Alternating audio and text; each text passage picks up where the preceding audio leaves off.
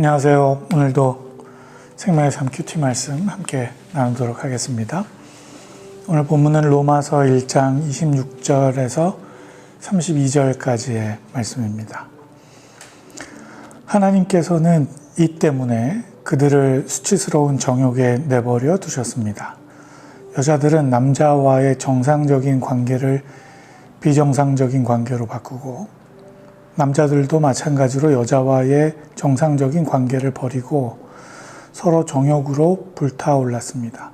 그들은 같은 남자끼리 부끄러운 일을 행했고 이런 타락한 행위로 인해 그들 자신이 마땅한 징벌을 받았습니다. 더구나 그들이 하나님을 아는 지식을 하찮게 여기므로 하나님께서는 그들을 타락한 마음대로 내버려 두셔서 합당치 못한 일을 하게 하셨습니다. 그들은 온갖 불의와 악행과 탐욕과 악의로 가득 차 있으며 질투와 살인과 다툼과 사기와 악독으로 가득 차 있습니다. 그들은 수군거리기를 좋아하고 서로 헐뜯고 하나님을 미워하고 건방지고 교만하고 자랑하기 좋아하고 악한 일을 궁리해 내고 부모를 거역하고 어리석고 신의가 없고 인정도 없고 무자비한 자들입니다. 그들은 이와 같은 일을 행하는 자가 죽어 마땅하다는 하나님의 법규를 알면서도 그런 짓을 계속할 뿐만 아니라 그렇게 행하는 자들을 옳다고 합니다. 오늘 말씀이 참 심각하죠. 심각한 내용입니다. 같이 한번 말씀을 정리를 해보시면 26절에 하나님께서는 이 때문에 그들을 수치스러운 정욕에 내버려 두셨습니다 라고 오늘 큐티의 문맥이 시작을 하는데 어제 말씀을 기억하십니까?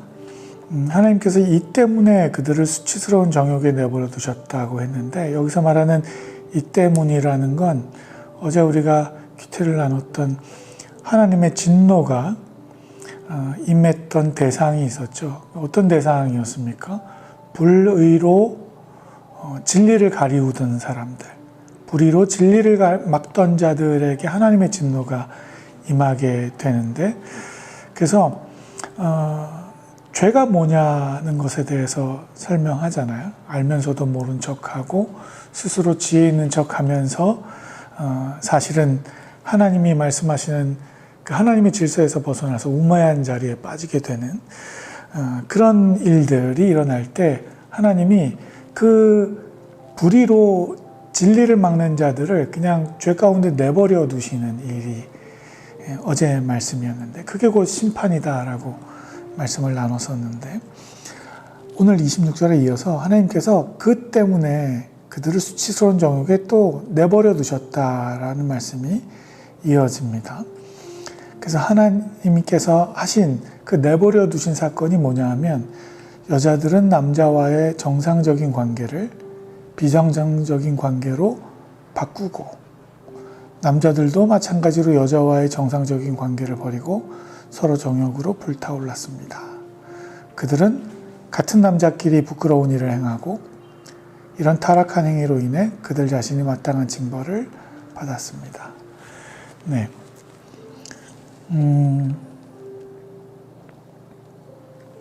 요즘 많이 이슈가 되고 있는 동성애에 관한 이야기입니다. 그런데 특별히 하나님께서 오늘 이 이야기를 하시는 이유는 우리가 요즘 반응하는 그런 이게 정말 하나님이 싫어하시는 죄다, 특별히 이 동성애가 이런 의미라기보다는 죄의 속성을 말씀하시는 거예요. 하나님께서 만드신 질서가 있는데 그 질서를 벗어나서 그 정상으로부터 벗어난 비정상적인 행위를 하는 일들, 그게 바로 죄다라고 말씀하시는 겁니다. 그런데 그걸 설명할 때 당시에 이 네로 황제 시대에 당시 이 사람들이 정말 만연해 있었던 당시에 여러 철학자들까지도 아플라톤이나 뭐 이런 철학자들까지도 그 빠져 있었던 이 동성애라는 이 죄에 대한 이야기를 하심으로 이것이 사람들에게 정말 피부로 와닿는 이 정상을 비정상으로 바꾸는 이 일이 어느덧 이 사회 안에서 정상처럼 치부되어지는 이 사건, 이것이 하나님이 말씀하시는 질서를 바꿔놓은 일이라는 것, 이게 바로 죄다라는 것, 이 죄의 속성을 이야기하고 있는 겁니다. 다시 이야기하면 여러 하나님이 말씀하시는 죄에 대한 일들, 우리 뒤에 나오지만 29절부터 쭉 열거되어 있는 이 죄들이 사실은 정상적인 일이 아니라는 것, 이게 비정상이라는 것, 이걸 이 동성애를 눈으로 보여지는, 피부로 와닿는 이 사건을 통해서 예로 들어 설명하는 거죠. 그래서 오늘 본문에 보시면 정상인 관계를 비정상적인 관계로 바꾸었다는 것, 의도함이 있다는 의미죠. 정상적인 관계를 버렸다고 27절에 말하는 이 부분, 부끄러운 일을 행했다는 것, 타락한 행위라는 것, 이게 죄의 속성이 이렇다라는 걸 이야기하는 겁니다. 다시 이야기하면 사람들이 짓는 죄는 하나님의 질서를 파괴하는 행위라는 것입니다.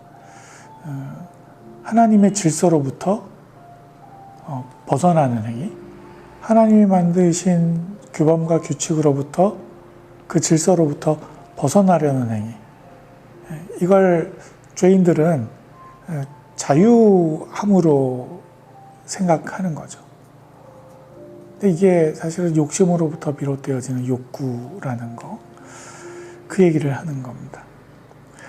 28절부터 보시면 더구나 그들이 하나님을 아는 지식을 하찮게 여김으로 하나님께서는 그들을 타락한 마음대로 내버려 두셔서, 다시 한번 내버려 두셨다라는 이야기를 하죠. 합당치 못한 일을 하게 하셨습니다. 그리고 29절부터 이어지는 이 죄에 대한 항목들, 이게 이제 먼저 읽어보시죠. 그들은 온갖 불의와 악행과 탐욕과 악의로 가득 차 있으며 질투와 살인과 다툼과 사기와 악독으로 가득 차 있습니다. 그들은 수근거리기를 좋아하고 서로 헐뜯고 하나님을 미워하고 건방지고 교만하고 자랑하기 좋아하고 악한 일을 궁리해내고 부모를 거역하고 어리석고 신의가 없고 인정도 없고 무자비한 자들입니다.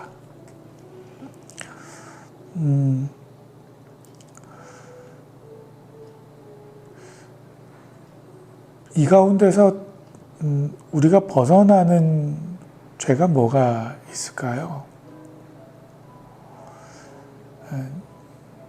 29절부터 이 성경을 보면 이게 가득 차 있었다는 거예요. 이 죄가 그냥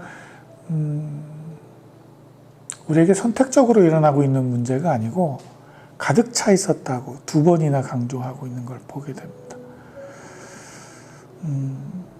이게 사실 우리의 일상이라는 거죠. 그냥 우리 사회 안에서 내가 속한 그 모임 안에서, 집단 안에서 그냥 만연해 있는 일들인 것을 보게 됩니다.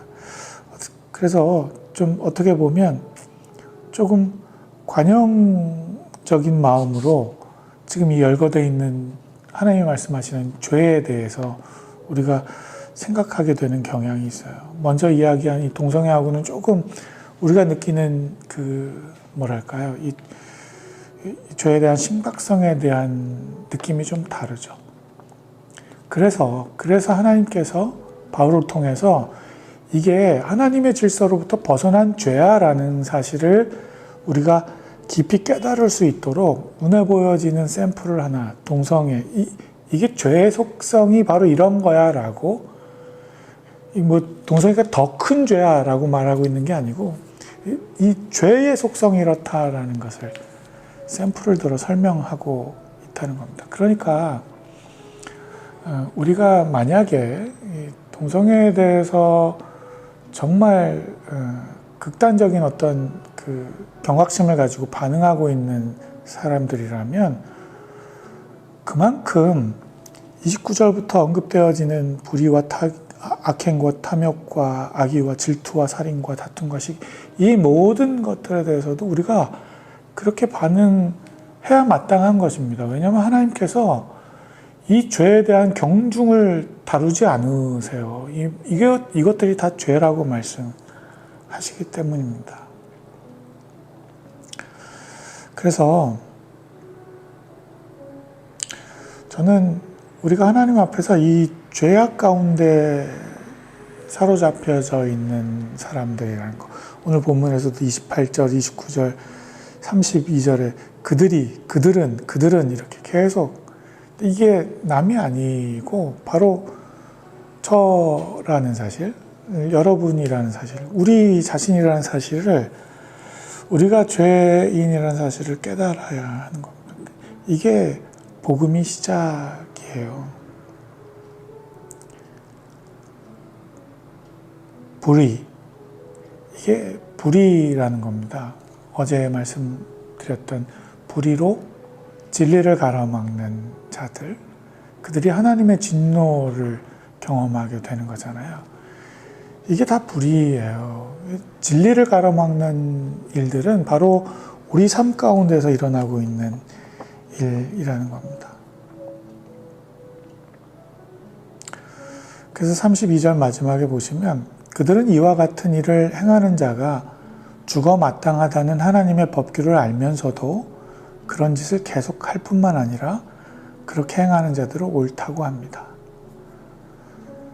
안다는 거죠. 죽어 마땅하다는 걸 알면서도 그런 짓을 계속한다는 거예요.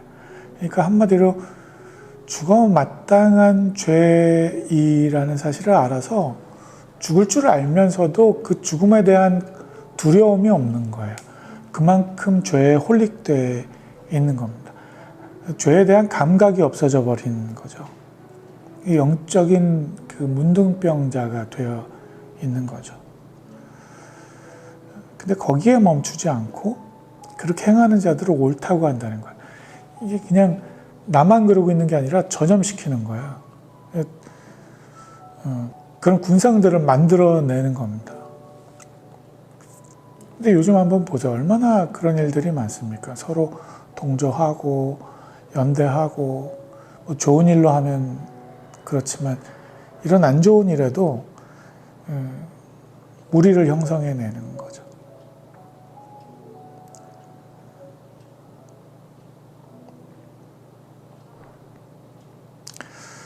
내버려 두셨다. 하나님께서 그런 죄인들을 내버려 두셨다라고 말씀하는데 이 부분을 우리가 조금 생각을 해봐야 되는 게, 하나님께서 이 때문에 그들을 수치스러운 정욕에 내버려 두셨다. 그러니까 우리가 오늘 언급한 이 죄악된 일들은, 이 행위들은, 동성애를 포함한 뭐 이런 여러 행위들은 이 때문에 하나님이 내버려 두신 결과라는 거잖아요. 그렇죠? 그러니까 하나님의 진노의 결과 나타난 일들입니다. 그냥 그곳에 내버려 두신 거예요. 그러니까 우리가 이 서두를 좀 깨달아야 되는 거죠. 우리가 죄악에 머물러 있기 때문에 심판받는 거, 물론 그렇습니다만 한편으로는 하나님의 진리로부터 떠나 있기 때문에 주님이 징벌적인 의미로 우리를 죄악 가운데 내버려 두신 상황들이 있다는 겁니다. 한번 생각해 보셔야 되는 문제라고 생각합니다. 오늘 저와 여러분이 말씀을 붙들고 살아가실 때 과연 하나님으로부터 그렇게 내버려져 있는 우리 삶의 부분들은 있지 않나. 혹 또 그렇기 때문에 우리가 우리 삶의 이 죄악된 일들 가운데에서 하나님이 말씀하시는 그 법규가 그 옳고 그름이 무엇인지를 이해하면서도 그 두려움 없이 계속 이 죄의 범주 가운데 머물러 있지는 않은가. 그걸 또 다른 사람들에게 전염시키고 있는 자들은 아닌가.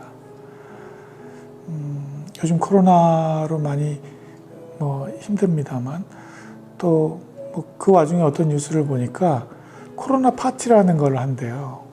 코로나 확진자 1명 불러놓고 주로 젊은 사람들이 그렇게 하는 것 같아요. 두려움이 없는 거죠. 근데 비단 코로나뿐이겠습니까? 저는 샘플을 하나님이 잡아서 동성애를 설명하시듯이 이 땅 가운데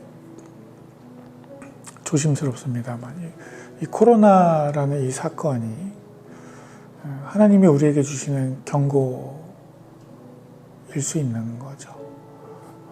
우리가 얼마나 무감각한 자인지, 얼마나 우리가 죄로부터 경각심이 무뎌져 있는 자인지. 말씀을 보시면서 가득 차 있는 이 죄악된 세상 가운데에서 주님이 우리의 인생을 통해서 빛을 열어가시고 그래서 어둠을 밝히시는 그런 통로가 될 수 있도록 저 여러분이 그렇게 이 세상을 살아가시면 어떨까. 오늘 특별히 제가 51번째 맞는 생일인데 많은 분들이 축하해 주셔서 감사하고 또 하나님이 우리 한 사람 한 사람을 이 땅 가운데 하나님의 사람으로 불러주신 이유가 이렇게 어둠을 밝히는 주님이 말씀하시는 빛된 통로로 소금된 삶을 살아가는 일로 우리를 부르셨다고 생각합니다.